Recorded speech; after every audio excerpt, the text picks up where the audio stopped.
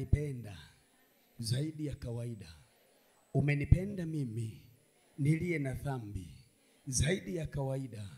Umenipenda mimi zaidi ya mbingu, ukaiacha mbingu yako kwa ajili yangu ili uniokoe.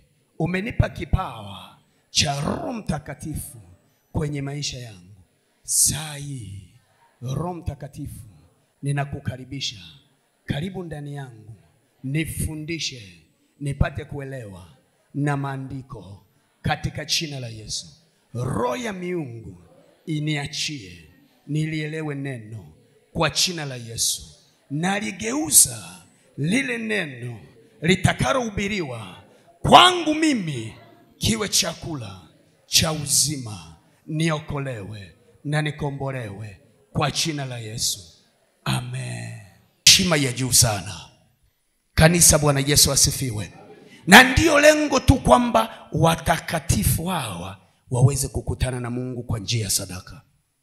Jambo pekee na kitendo pekee tunachokifanya mbele za Mungu kikatukutanisha na Mungu ni sadaka, lakini pia na wakati wa kumsifu Mungu.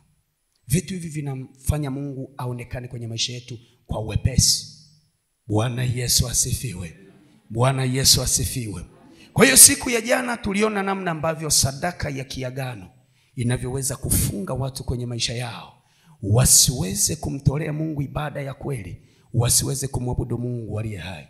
Lakini tukasema kwamba sadaka tulizozitoa kwenye tamaduni zetu, kwenye mambo ya mila na desturi, tukatoa kwa miungu ambao sio Mungu aliye hai, imefunga nafsi zetu, hatuwezi kumtumikia Mungu. Ndiyo maana nikasema mtu anapotamani kumtolea Mungu sadaka anapata vita, kwa sababu mioyo yetu imepatanishwa kwenye miungu, na Mungu wetu apati nafasi kwa sababu ya sadaka tulizozitoa kwenye mambo ya matambiko, kwenye mambo ya mila na desturi, kwenye ibada ambazo hazimwabudu Mungu aliye wa kweli. Watu wakaalikwa, wakaenda wakala chakula, wakaua hatima zao iliyotolewa kwa miungu. Kwenye mabano andika kafara, alafu funga mabano yako. Watu wakaalikwa, wakaenda wakala chakula, wakaua hatima zao. Sasa nisikilize vizuri kanisa. Hiki ni kipengele mno, kipengele muhimu sana, ambacho kipengele hiki kimetumiwa sana na adui shetani kufunga nafsi za watu, lakini watu kuishi kwenye maisha ya tabu kwa sababu nafsi zao zimefungwa kwenye miungu. Nikazungumza kwamba miungu huwa inapenda kuabudiwa, na jana nikatoa tafsiri ya miungu, nikasema ni mizimu kwa lugha nyepesi. Lakini pia nikatoa tafsiri nzuri siku ya jana juu ya mashetani, nikasema ni wale waasi waliomwasi Mungu akawatupa kwenye adhabu.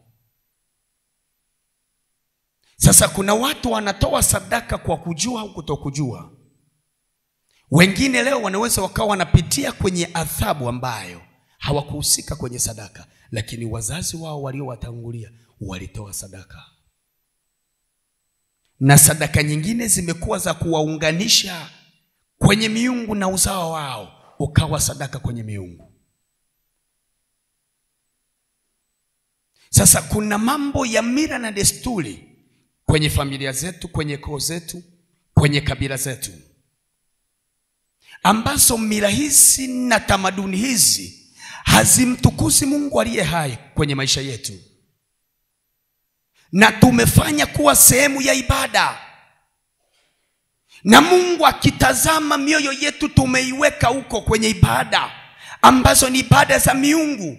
Watu wanashiriki kwenye matambiko, watu wanashiriki kwenye matendo ya kiganga, watu wanashiriki kwenye matendo ya kishirikina,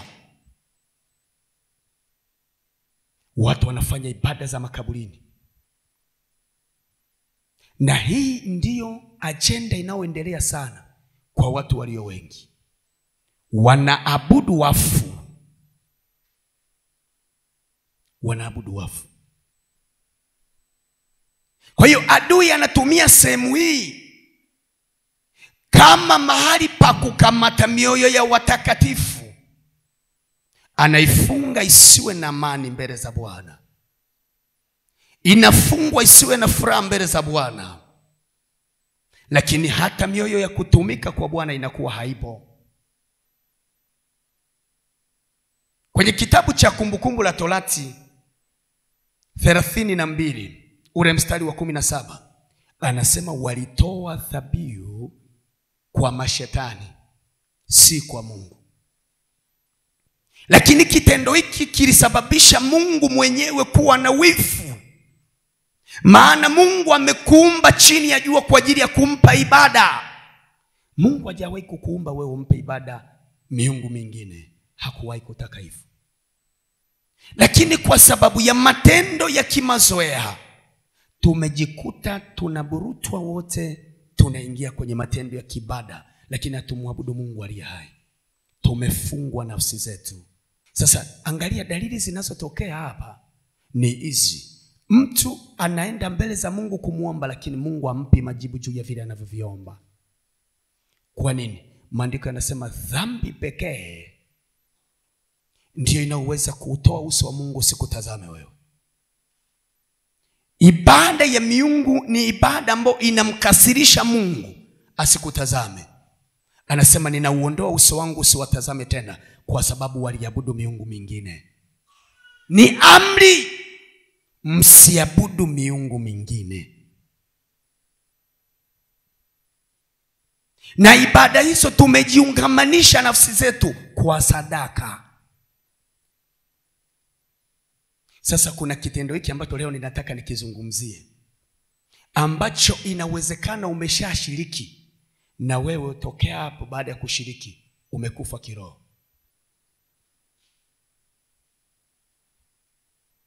Yamkini kwa ndugu jamaa na marafiki kuna namna umeshiriki. Ukaitwa na familia, ukaitwa na ukoo, wakakwambia tunataka tufanye matambiko kifamilia, kiukoo. Wakiwa wanazani kufanya mambo yale ni kujiwekea kinga, lakini kumbe ni kujiuza nafsi zao na kukaa kwenye mitego ya kiadhabu. Sasa nilichosema leo tunakiona ni saa ile umeitwa kwenye ibada za kishetani, kwenye ibada za kimiungu, wakafanya ibada, wakaandaa chakula, wakakualika au wakakuita, na wewe ukaenda ukala chakula. Baada ya kula chakula ukapoteza hatima yako, ukavuruga hatima yako, ukauza hatima ya uzao, ukauza hatima ya uchumi. Na shetani anahakikisha kama Mungu amekupa neema ya kumtolea Mungu, kumwabudu Mungu kwa njia ya sadaka, atahakikisha na kutengenezea mitego ili uchumi wako auteke usiweze kupata na kumtolea Mungu. Ghafla utaanza kujihesabia haki. Utasema nilitoa jana, utasema nimeshatoa Jumapili. Manake mioyo ya watu haina furaha wakati wa kumtolea Mungu aliye hai. Jana nikazungumza hivi, ukiona tunaanza kulazimisha watu na kuzungumza sana kama tunashawishi watu wamtolee Mungu, uwe na uhakika huyo sio Mungu wao. Okay, ngoja nije kwa namna hii. Ukiwa wewe ni mwanaume unampenda mwanamke, hautakumbushwa kumnunulia kitu ambacho mwanamke anakipenda, kwa sababu kuna upendo. Ikiwa ni wewe ni mwanamke una upendo kwa mumeo, hautakumbushwa kumtendea mema, kwa sababu kuna upendo. Hata kwa Mungu wetu, kama Mungu wa mbinguni ni Mungu wangu, ninampenda, sitakumbushwa kuhakikisha ufalme wake unajengwa. Sitakumbushwa, bali itageuka kuwa wajibu kwangu kuhakikisha ufalme wa Mungu umesimama. Lakini ukiona tunaanza kuhangaika, kulalamika, tunapigiziana kelele, uwe na uhakika nafsi zetu hazina furaha kwenye kumtolea Mungu. Hatujampenda Mungu.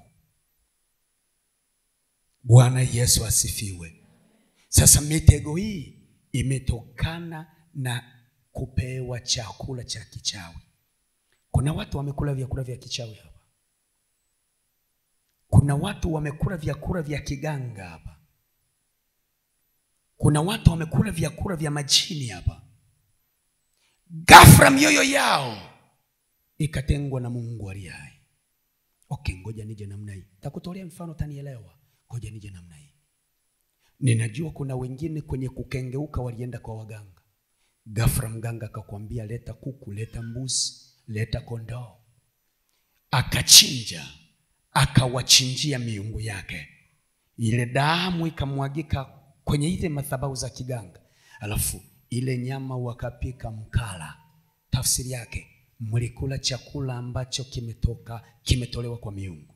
Na kile chakula mlichokula kutolewa kwa miungu, tafsiri yake nafsi zenu zinakuwa zimeunganishwa na ile miungu. Kwa hiyo unatengwa kwa Mungu muumba mbingu na nchi, ambaye wewe anatakiwa kukupa uzima. Unaunganishwa kwa miungu ambao itazalisha mauti kwako.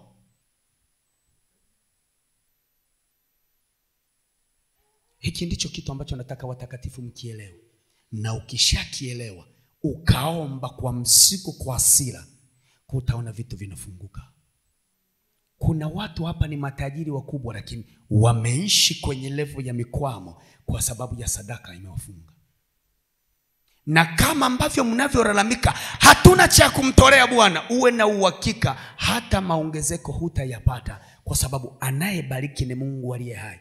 Miungu huwa ibariki. Na ukiona kuna maongezeko kwenye ushirika wa miungu, uwe na uhakika utakufa tu, kwa sababu mauti inatoka kwa miungu.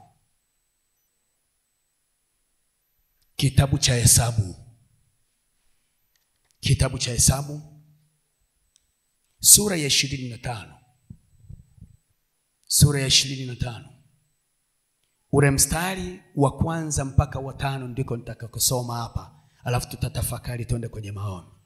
Kitabu cha Hesabu 25 ule mstari wa kwanza anasema hivi: basi Israeli akakaa Shitimu. Kisha watu wakaanza kuzini pamoja na wanawake wa Moabu, kwa kuwa walialikwa hao watu waende sadakani, sadaka waliowachinjia miungu yao. Watu wakala chakula. Emsema watu wakala chakula.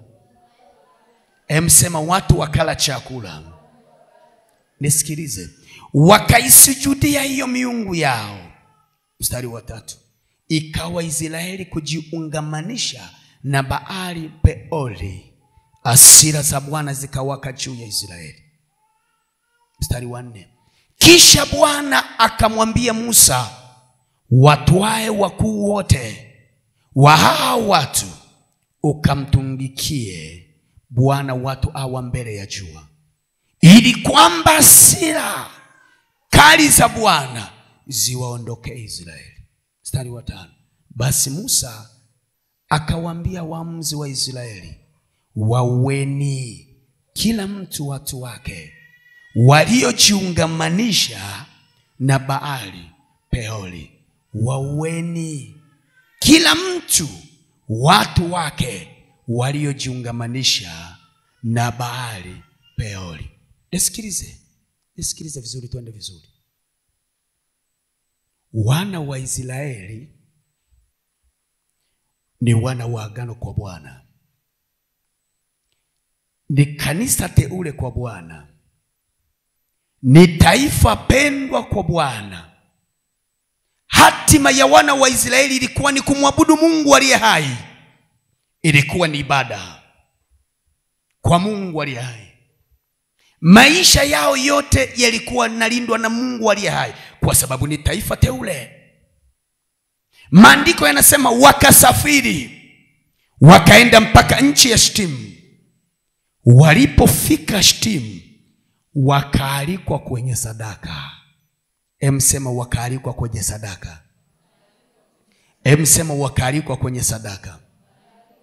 Okay, ngoja niche hivi. Kama wewe ambavyo unakaa Basoda Wish, alafu ghafla ukawa na rafiki yako Mburu, alafu huyo rafiki akakupigia simu akakwambia, ndugu yangu, kwa sababu we ni ndugu yangu wa kushibana, nina tukio kwenye familia yangu, karibu uje ushiriki. Kumbe lile tukio wao wamechinjia miungu yao, na wewe umesafiri mpaka kule Mburu. Ninatolea mfano, umesafiri mpaka kule Mburu. Kufika kule Mburu umekuta watu wanajumuika kifamilia, na wewe umeenda umejumuika, umekula chakula. Lakini kumbuka, wewe uliyealikwa ni mtumishi wa Mungu. Wewe uliyealikwa ni Mungu anakupenda. Wewe uliyealikwa ni Bwana anailinda familia yako. Wewe uliyealikwa, Bwana ndiye alindaye mifugo uliyo nayo. Bwana ndiye anayekutetea kwenye kila kitu. Lakini ukamsahau Mungu wako, ukaenda kushiriki. Yaani manake kushiriki tu chakula, kula tu chakula, biashara yako imeishia hapo. Sasa wana wa Israeli ni wana wateule, wakaenda kula chakula ambacho hawa watu wa Shitimu walikiandaa kwa kutoa sadaka, kwa kuwachinjia miungu yao. Wakawachinjia miungu yao. Ghafla wale wana wa Israeli hatima yao ikavurugika, hatima yao ikafa. Cha kwanza kilichotokea, sema madhara ya kwanza. Rudia, sema madhara ya kwanza yaliyotokea kwa wana wa Israeli baada ya kushiriki sadaka ya miungu. Sema namba 1. Nisikilize vizuri. Kitu cha kwanza kilichowatokea, walianza ndani yao kuandamwa na roho za uzinzi na uasherati. Maandiko yanasema walipofika Shitimu wakaanza kuzini na wana wa Moabu. Kabla wajafika Shitimu hawakuwa na roho ya zinaa. Kabla wajafika Shitimu hawakuwa wanasumbuka na hizi habari za kuzini. Lakini walipokula ile sadaka, ghafla macho yao yakafunguka, ghafla macho yao yakaanza kutamani. Wale wana wa Moabu wakawaona ni wazuri, wakaanza kuzini nao. Maandiko yanasema kwa sababu walialikwa sadakani, wakala chakula walichochinjiwa miungu. Kwa hiyo kuna vitu unaweza kuwa unaviona kwenye maisha yako. Ni kweli ni mama wewe umeolewa, lakini hauliziki na huyo mwanaume. Nikakutana na mama mmoja wakati ninaomba naye. Akasema, mtumishi, ninateseka. Nikamwambia ndio. Akasema, nina mume lakini nimetoka nje ya ndoa, na nimeenda mimi mwenyewe kuhakikisha natengeneza mazingira ya bodaboda. Baada ya kumaliza kutembea naye, mpaka leo nina maumivu ambao si ya kawaida. Kila wakati ninalia. Na baada ya hapo shiriki ya kindoa ilishia hapo kwa mume wangu. Kuanza kuomba juu ya yule mtu, mashetani yanalipuka. Yanasema huyu ni wa kwetu. Kwa hiyo tuliibua yule bodaboda ili kukamilisha ajenda yetu. Ndio maana nilikwambia lazima uwe makini. Kuna vitu unaviishi vinakutesa kwenye maisha yako, lakini chanzo chake inawezekana ni sadaka kwa miungu. Na chakula cha miungu ni zinaa. Kwanza kuangalia ndani yako. Unaweza ukawa wewe ni mama uko hapa, alafu unaangalia watoto wako wote wanagubikwa na zinaa. Watu wanakuambia, mama au baba, watoto wako hawajatulia, nenda ukatafute chanzo. Ni kweli inawezekana umekimbia, umeenda umeomba huku na huku, unaombea watoto hawaeleweki. Kumbe inawezekana kwenye kuhangaika kwako uliwahi kuwatoa watoto wako sadaka kwa miungu. Na sadaka moja wapo ni zinaa, na sadaka ya pili ni kifo. Utakuta ghafla kwenye familia kuna aina ya vifo vinafanana. Utakuta walio wengi kwenye familia wanakufa kwa ajali. Tena unakuta ni ajali za kufanana.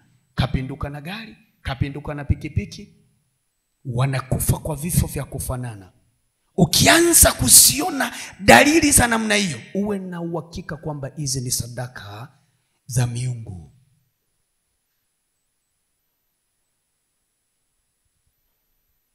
Kanda raba korobosiki. Kuna kitu Mungu hapa anazungumza na mtu. Inawezekana ulikuwa umetulia vizuri kabisa, hauna shida. Ulipoolewa tu, roho ya zinaa ikawaka kwako, haujawahi kutulia mpaka hivi leo. Kwa sababu ni kitendo cha kufichika kwenye macho ya watu, lakini wewe unajua mwenyewe. Niliwahi kukutana na mwanamke kwenye ndoa, nitazungumza lugha ya Kiingereza hii, kwamba hawezi kulala mume anaye ndani, lakini lazima afanye masturbation. Nimeongea lugha ya Kiingereza kidogo, lakini ninaamini nimeeleweka. Miaka mingi anaishi kwa namna hiyo. Miaka mingi sana anaishi kwa namna hiyo, lakini ndani ana mume. Sasa wakati ninaomba naye, mashetani yanasema hivi, anapokuwa na masturbate ndo sisi tunakamilisha agenda yetu. Na umechukulia vitu kawaida. Hili fundisho ambalo Roho Mtakatifu ametupa kwa nyakati hizi ni fundisho la kufufua watu wakakaa kwenye nafasi ya Bwana kwa upya. Sasa angalia, roho ya zinaa ikaanza kuwaka ndani ya watu. Na ikiwa umepewa chakula cha kichawi kilichonenewa zinaa, hata kama ni mchungaji, hata kama ni mwinjilisti, hata kama ni mwalimu, hata kama ni nabii, hata kama ni mtume, hiyo roho inaweza ikakuangusha. Kwa sababu ni lazima muombe Mungu akupe ufahamu ni wapi ulipofungiwa. Sasa angalia, watu walio wengi wa sharika ni wepesi sana wa kusemea watumishi wao, lakini hao wa sharika ndio wanawatega watumishi wao kwa kuwapa vyakula vya miungu.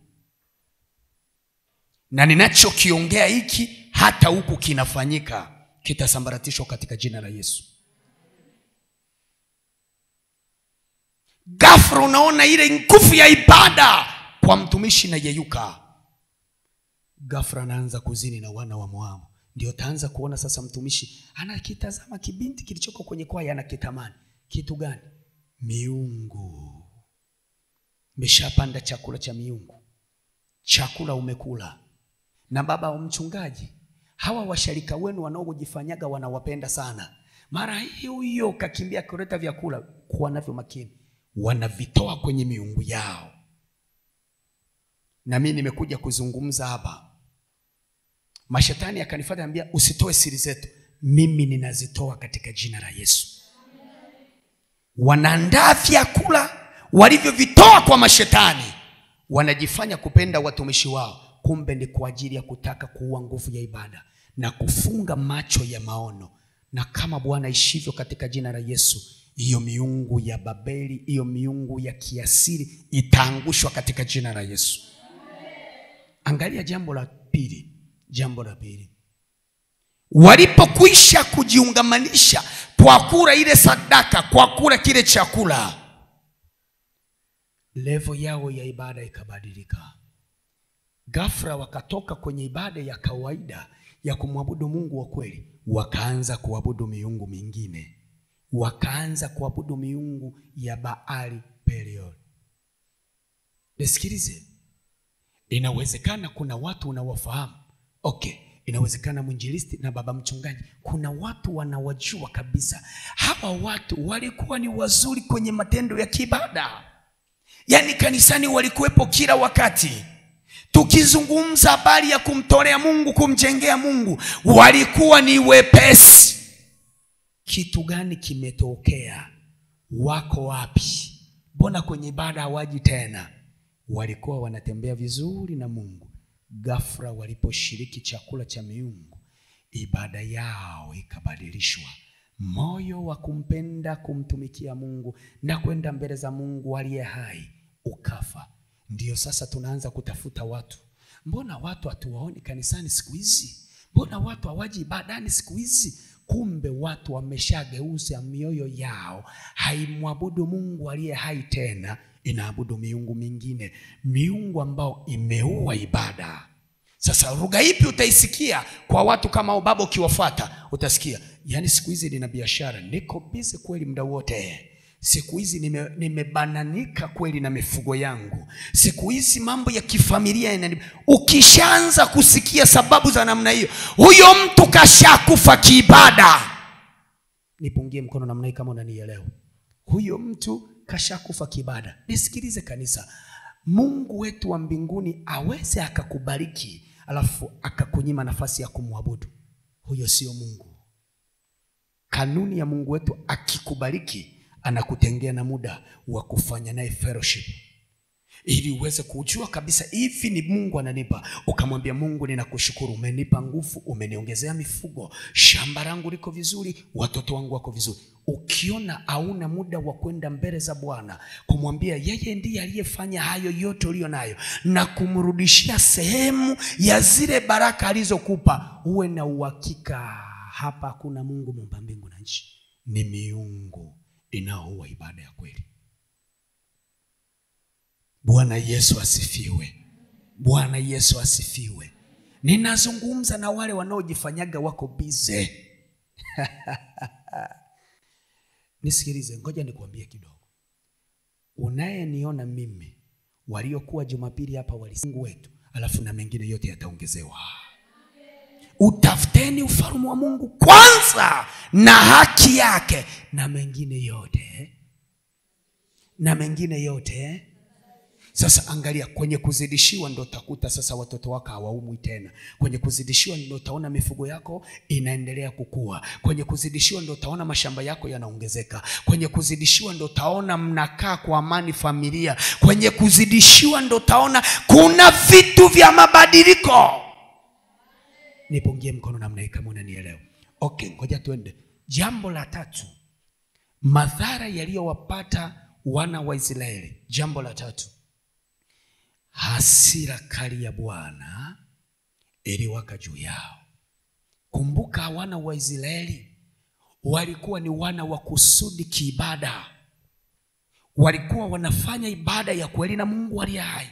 Lakini baada ya kujiungamanisha kwa kula sadaka, kwa kula kafara za miungu, ghafla Mungu akachukia, akawa sio Mungu wao tena. Maandiko yanasema hasira kali ya Bwana ikainuka juu yao. Mungu akawakasirikia. Kwa nini Mungu aliwakasirikia? Kwa sababu Mungu wetu ni Mungu wa wivu, ambaye hapendi kushare utukufu na miungu mingine. Sasa angalia kitu cha ajabu. Walikuwa wanapendwa na Mungu, ghafla Mungu akawakasirikia, akawaacha. Lakini Mungu akikukasirikia huwa hakuachi hivi. Lazima ainue hiyo miungu uliyoiabudu ikupige. Kuna watu leo wako ndani ya kanisa lakini wanaishi kwenye mapigo. Wengine wamefika hatua wanasema hatutaki tena kwenda ibadani kwa sababu hatuoni faida ya kukaa kanisani kama bado tunaendelea na mapigo haya. Nisikilize kanisa, unaweza ukakaa kanisani kama hauna ufahamu wa kumuuliza Roho Mtakatifu, ni kwa nini ninapitia haya? Uwe na uhakika kuomba kwako na kile unachokifanya kitakuwa kina faida. Maandiko yanasema watu wangu wanaangamia kwa kukosa maarifa. Sasa huyu mtu Mungu amemkasirikia. Walikuwa wanatembea vizuri na Mungu, Mungu akamkasirikia, utukufu wake akauondoa. Huyu mtu kaanza kupigwa. Ndicho kitu ambacho natamani ukielewe. Ukisoma kitabu cha Warumi 8 ule mstari wa kwanza wa pili, anasema hapata kuwa na hukumu juu ya mtu aliye ndani ya Kristo Yesu. Hapana hukumu. Kwa lugha hii, mtu yoyote aliyeokoka hapitii mapigo kama mtu asiyeokoka. Kwa nini? Kwa sababu kanuni ya Yesu Kristo akiwa msalabani aliyafanya yale, akayaishi yale, akayachukua yale kwa ajili yetu. Kwa hiyo sheria ya uzima ulio ndani ya Kristo Yesu umetuacha huru sisi. Na kama umetuacha huru, manake kuna aina ya mabadiliko ya utofauti tutaishi sisi. Kanisa, Bwana Yesu asifiwe.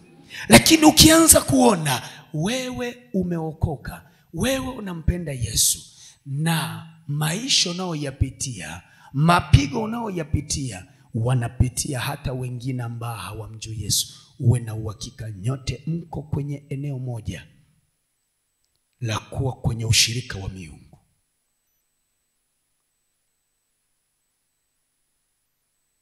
Inawezekana uko hapa unafika tu unajilaumu, kwa nini yani mimi biashara yangu ndo haikui kabisa? Yani kwa nini mimi leo niko hivi kwenye familia? Ninasikiaga tu ndoa kwamba ni furaha, mbona mimi sijawahi kuiona furaha kwenye ndoa? Anza kufikiria waliokutangulia. Baba yako na mama yako walipitia wapi? Walikuwa na ndoa ya furaha au walikuwa na ndoa ya maumivu? Ikiwa walikuwa na ndoa ya maumivu na walishiriki kwenye miungu mingine, uwe na uhakika na wewe ndoa yako itakuwa hivyo hivyo. Labda tu Roho Mtakatifu na kwa rehema za mbingu zingilie kati, uelewe tu kwamba unatakiwa kujinasua kwa sadaka. Kwa nini? Kwa sababu ulijiungamanisha kwa sadaka, utajitoa kwa sadaka. Hiyo ndiyo kanuni. Hiyo ndiyo kanuni. Ikiwa ulifungwa kwa sadaka, uwe na uhakika utafunguliwa kwa sadaka. Okay, ngoja nije namna hii. Hapo mwanzo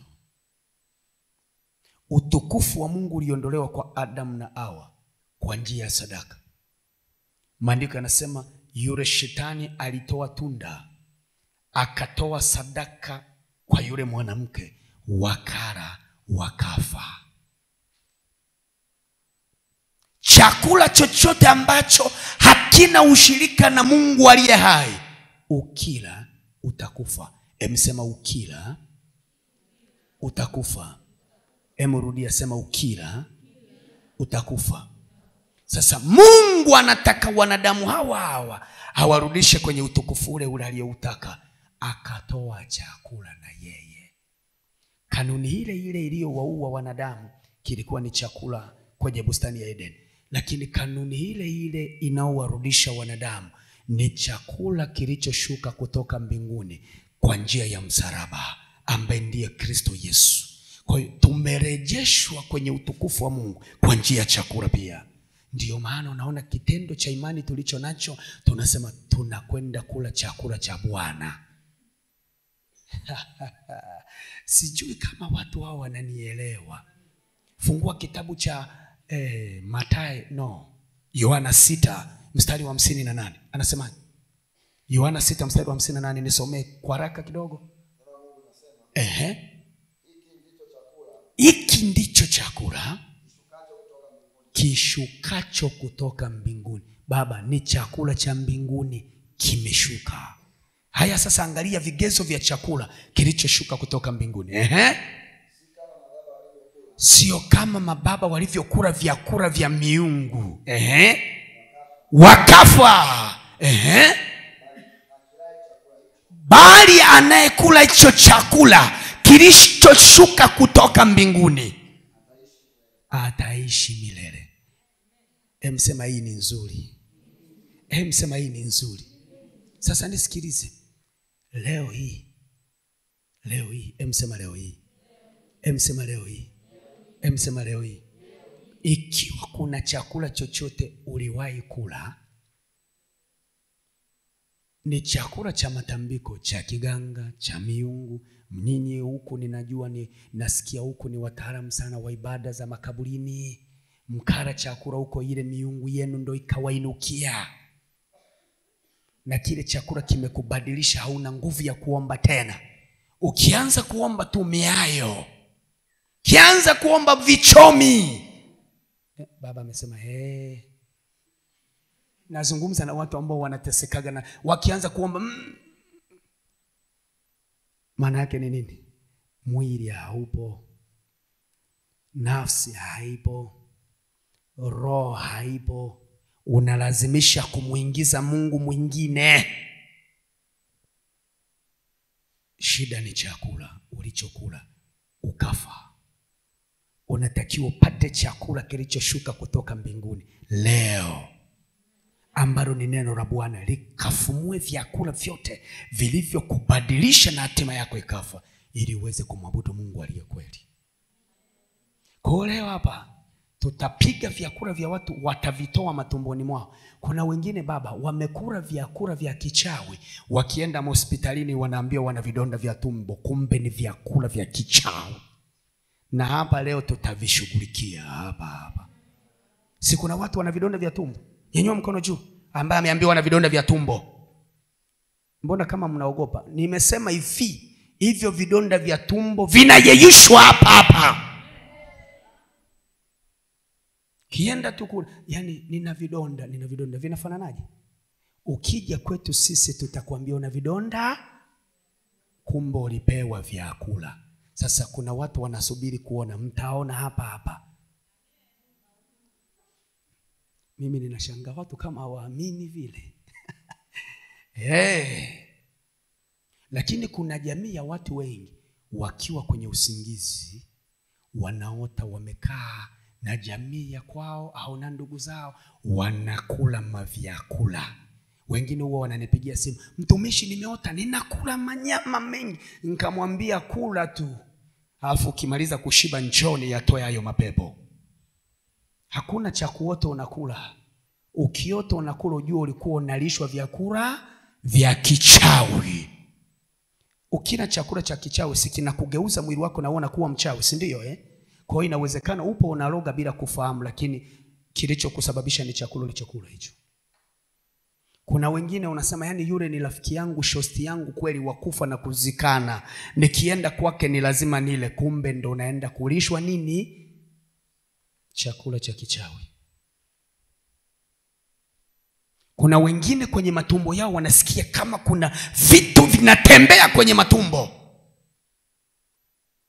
Ukienda hospitali wanapima hawaoni shida, lakini wao wanasikia vitu vinatembea. Biblia imeyaita majoka tumboni. Kama kuna watu wanielewa, mtumishi wa Mungu niangalizie hilo neno.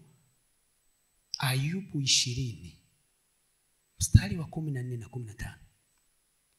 Yani chakula unaweza ukakila, kumbe hicho chakula ulichokila sio chakula cha kawaida. Kikishafika tumboni kinabadilika kuwa joka. Na kazi ya joka huwa linakatakata tumboni. Mwisho sasa ndio unaanza kuambiwa vidonda vya tumbo, ndio unaanza kuambia kansa tumboni, ndio unaanza kuambia tumbo limejaa maji, ndio unaanza kuambia sijui kuna vitu vyote. Anasemaje huo mstari wa 14? Nisomee. Hata hivyo chakula chake matumboni mwake kinabadilika, kimekuwa ni nyongo za majoka ndani yake. Alikula ni chakula, kilipofika tumboni kikabadilika, kikawa nini? Nyongo ya majoka. Leo kuna watu watatapika nyongo za nini? Za majoka, kwa sababu walikula chakula cha nini? Cha kichawi, ambacho wachawi walienda wakatoa sadaka, alafu watu wakala. Ghafla una nguvu ya ibada, yani wewe ndo kabisa hatujui unaishi au umekufa, hatuelewi tukuweke wapi. 15 anasemaje?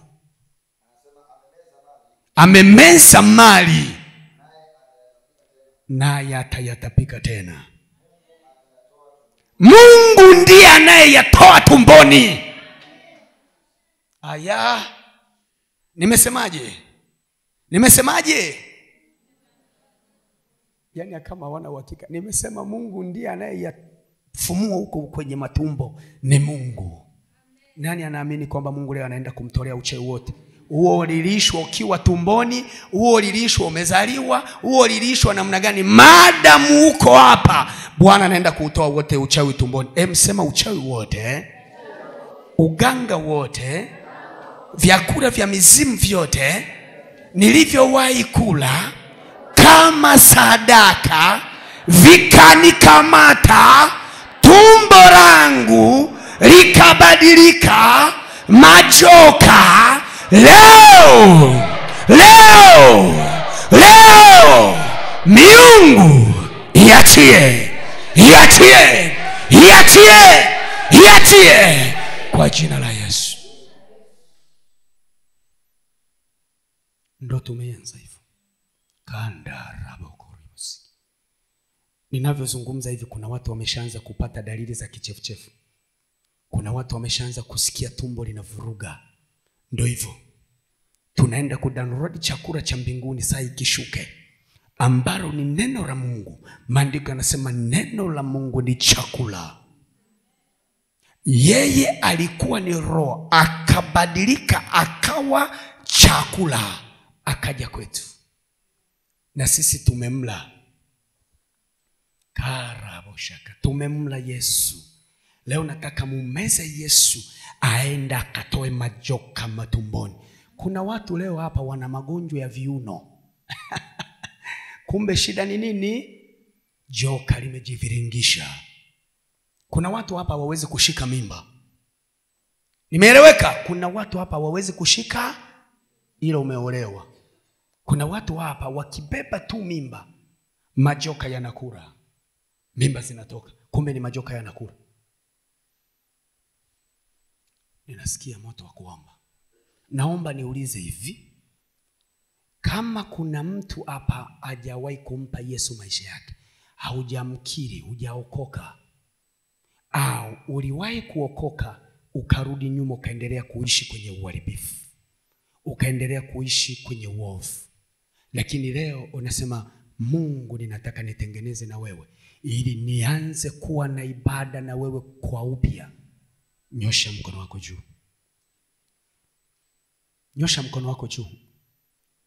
Unaona nilivyonyosha? Usimwangalie mwenzako. Maisha yako ni ya kwako. Wewe unafikiri maisha yako ni ya mtu mwingine. Maisha yako ni ya kwako. Nyosha mkono juu. Aya, mama, Mungu akubariki. Nyosha namna hiyo, ndio tusichelewe. Watu wa Mungu, tusichelewe ili tuende kufanya kazi. Ninataka tufanye kazi. Nyosha mkono juu. Wewe mbinguni utaenda peke yako. Ukifa utakuwa peke yako, hautaenda na mwinjilisti wako. Sasa wewe jifanye na maigizo yako hapa. Sisi tunapiga majoka, majoka yanasema huyu wa kwetu hajataka kutoka kwetu. Manake tendo la kumkiri Yesu ni kumwambia Yesu, ninakutaka. Ni kumwambia Yesu, ingia ndani yangu nibadilishe, nimechoka ya maisha. Nyosha mkono juu. Na moja kitu nilicho nacho, huwa ninawafundisha watu afu nawaambia amua. Amen. Na kuambia fanyaje? Amua. Nyosha mkono juu. Mungu awabariki. Mimi nikiona mbaba ameamua kutengeneza kwa Bwana, ndani yangu huwa nasikia furaha sana. Simama mahali ulipo. Wewe uliyenyosha. Thank you Holy Spirit. Mbingu zinatazama hawa watu kwa faida sana. Yaani mbingu zinatazama ni kwa ajili ya faida ya maisha yako wewe na uzao wako. Ukiwa wewe ni mama na baba una watoto, uwe na uhakika umetengenezea watoto kitu cha faida sana kwenye maisha yao. Umetengeneza kitu cha faida sana kwenye maisha yao. Yaani ukiona namna hii ni namna ya kipekee mno kutengeneza mbele za Bwana. Korabosha kataya. Yanda rabo korobosiki. Narudia sasa, ngoja niwafuate tena. Nimesema aingia ndani yako. Hayo maisha unayoyaishi unayajua wewe. Mtumishi hawezi kuyajua. Ila kitu atakachokifanya mtumishi ni kuyafunua katika roho. Alafu ili ujijue kwamba hapa anayezungumziwa ni mimi mwenyewe. Hapa anayezungumziwa ni mimi mwenyewe. Sasa kama unajua hapa anayezungumziwa ni mimi mwenyewe, tafsiri yake ni nguvu ya maamuzi, kwamba nimeamua sasa namtaka Yesu. Nimeamua namtaka Yesu. Nimeamua namtaka Yesu. Hakuna yoyote anayeenda kwenye mapigano kama hana nguvu. Tunapoingia kwenye mapigano kuhakikisha matumbo yaachiwe, matumbo yaachiwe, matumbo yaachiwe, uwe na uhakika anaenda kuruhusu matumbo yaachiwe ni Yesu Kristo wa Nazareti aliye hai. Ndiye anayeingia kati. Ndiye anayeingilia kati. Bwana Yesu asifiwe. Bwana Yesu asifiwe. Watu wameisha Watu wameisha. Aya, njoo. Nani? Sio wewe umuinukie. Anajua kuongea? Anaweza kuongea? Anakubali yeye anataka au ni wewe ndo unataka? Unataka wewe aje. Yeye ndo anataka aje. Hii lugha ngumu kwangu. Kwani nani anayejua jioni ikoje? Yupo? Sasa mbinguni hatumkatii mtu tiketi, muache ajikatie yeye. Maandiko yanasema hakuna atakayeenda mbinguni pasipo Kristo Yesu. Yesu Kristo ndiyo njia ya kweli na uzima. Nyanyua mikono juu, wapendwa wangu. Ninawapenda sana. Nyanyua mikono juu. Sema, Mungu uliye hai, katika jina la Yesu, ninakushukuru, ninakutukuza kwa kuwa wewe umesema na mimi, umesema na maisha yangu. Ninakuja kwako, nimeamini ndani ya moyo wangu, nikakubali ndani ya moyo wangu, ninakuhitaji wewe.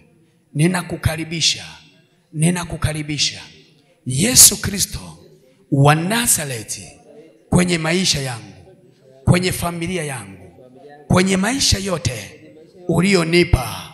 Ninakutaka wewe, nitengeneze kwa upya. Ninakuomba ulifute jina langu kwenye kitabu cha kiasiri, cha makosa, cha uovu, cha uharibifu. Uniandike kwa upya kwako mbinguni. Lifute hilo jina kwenye ushirika wa kuzimu. Saa hii mbingu yako isimame kwa ajili yangu, ili jina langu lipatanishwe na jina lako. Kuanzia sasa ninakuomba unipe kipawa cha Roho wako Mtakatifu kinisaidie kukulia wokovu maisha yangu yote, katika jina la Yesu. Ngoja niombe kwa ajili yenu. Bwana Yesu, ninakuja kwako. Ninakushukuru kwa ajili ya mama huyu. Ninakutukuza kwa ajili ya kijana huyu. Ninakushukuru kwa ajili ya wababa hawa, wababa ambao wameheshimu mbingu yako na kukukubali wewe. Baba, asante kwa ajili ya maisha haya ambao wametengeneza hawa watu. Wametengeneza na wewe. Ninaona miungu ikikasirika, maana mtu mmoja akiokoka miungu inateseka sana. Na ninyi mmeokoka kwa Bwana, na ninyi mmeokoka kwa Yesu. Yesu amewakubali, Yesu amekuja, Yesu amewapokea, Yesu anawakumbatia. Sai Roho Mtakatifu atamia. Kaa juu ya hawa watu. Kaa juu ya hawa watu. Kaa juu yao. Kaa juu yao. Kaa juu yao. Kaa juu yao. Uweza wa kimbingu upigane kwa ajili yao. Kuanzia sasa Roho Mtakatifu wakue kwako. Wakue kwako. Kuanzia sasa ule wivu wa ufalme wa Mungu, ule wivu wa uweza wa Bwana, yeye Yesu Kristo ambaye aliwafia msalabani awe pamoja na ninyi katika jina la Yesu Kristo. Amen. Wapigie makofi hawa watakatifu. Sasa muendelee kusimama hapa. Muendelee kusimama hapa. Sogea hapa mbele. Lakini wote tulioko hapa, umwambie Mungu, kuna mahali nimekwama, sitaki kukaa tena hapa. Na leo ukiwa na imani yako, kuna magonjwa yanakutesa, inawezekana chanzo kilikuwa ni chakula. Na kitendo cha mtu kupiga hatua, tafsiri yake ni kumpa Mungu nafasi kwamba mimi peke yangu siwezi, mimi peke yangu siwezi, mimi peke yangu siwezi.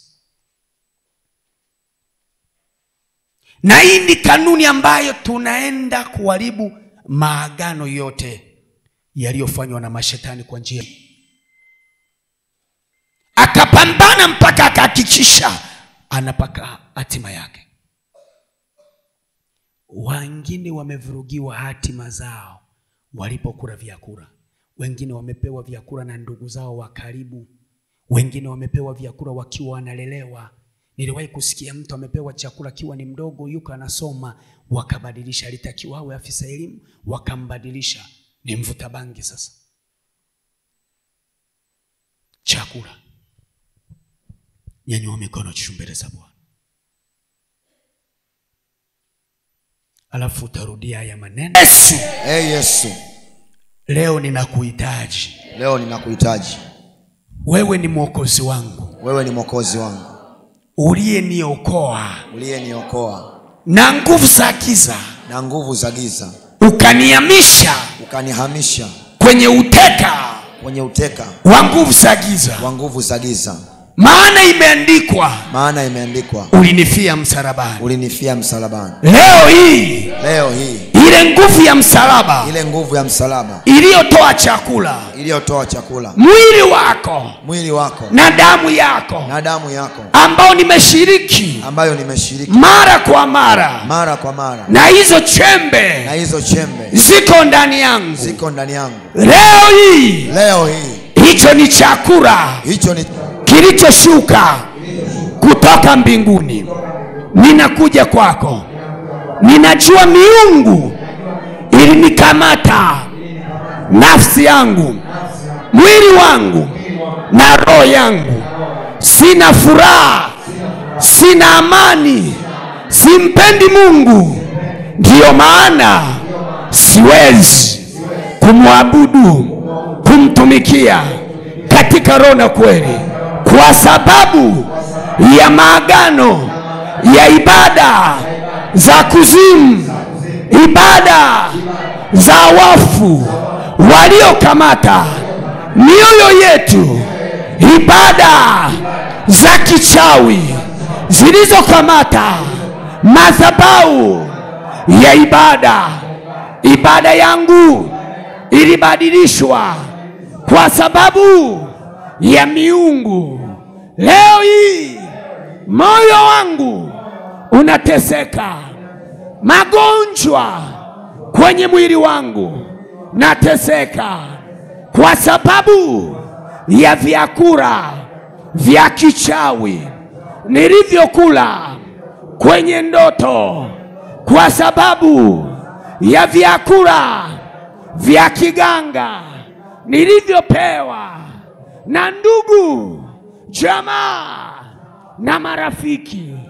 Leo nimekuja mbele za Yesu.